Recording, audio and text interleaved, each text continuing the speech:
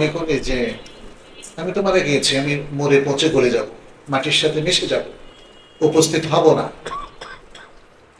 তাই না? পৃথিবীর অনেক মানুষের এটা হলো গবেষণা, এবং আগের নাস্তিকদেরও এই একই গবেষণা ছিল। আল্লাহ তাআলা কিভাবে আমাদেরকে জীবিত করবেন অথচ সেটা পচে গলে মাটির সাথে মিশে গেছে, তাই না? অবিশ্বাসীরা আগেও প্রশ্ন করত, সূরা ইয়াসিনের মধ্যেই আলোচনাটা আছে, আর এখনো করে।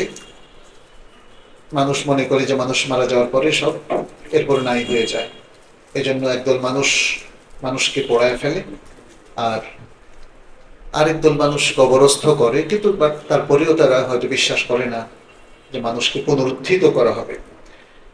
ইয়াউমা ইয়াউমা ইদিন তুরাদুন আই তুহতারুন মানে হচ্ছে তোমাদেরকে পুনরুত্থিত করা হবে, তুবআথুন আবার জীবিত করা হবে। লা তাখফা মিনকুম খাফিয়া, এটা হলো আমাদের জন্য ভয়ের জায়গা। তোমাদের কোনো গোপন জিনিসই আর গোপন থাকবে না।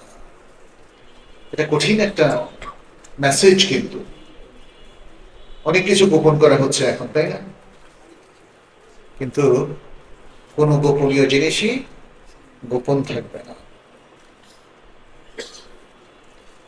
আচ্ছা, এরপর আল্লাহ সুবহানাহু ওয়া তাআলা দুটো শ্রেণী বর্ণনা করলেন। এক শ্রেণী যাদেরকে ডান হাতে আমলনামা দেওয়া হবে, এটা একটা গুড সাইন, একটা সুন্দর আলামত। একদল মানুষকে ডান হাতে আমলনামা দেওয়া হবে, ডান দিক থেকে তার আমলনামা আসবে, আর আরেক দলকে বাম হাতে দেওয়া হবে।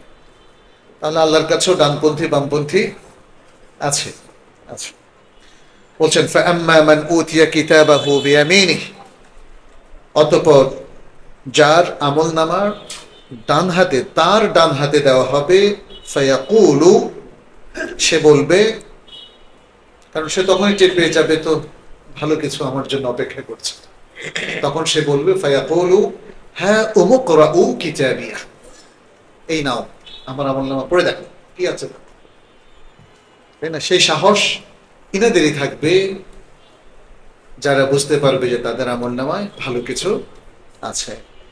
আর তারা তো এমনিও জানে দুনিয়াতে তারা চেষ্টা করেছে আল্লাহর পথে থাকার, দিনদারির সাথে থাকার, ইমান এবং বিশুদ্ধ আকীদার সাথে থাকার চেষ্টা তারা করেছে।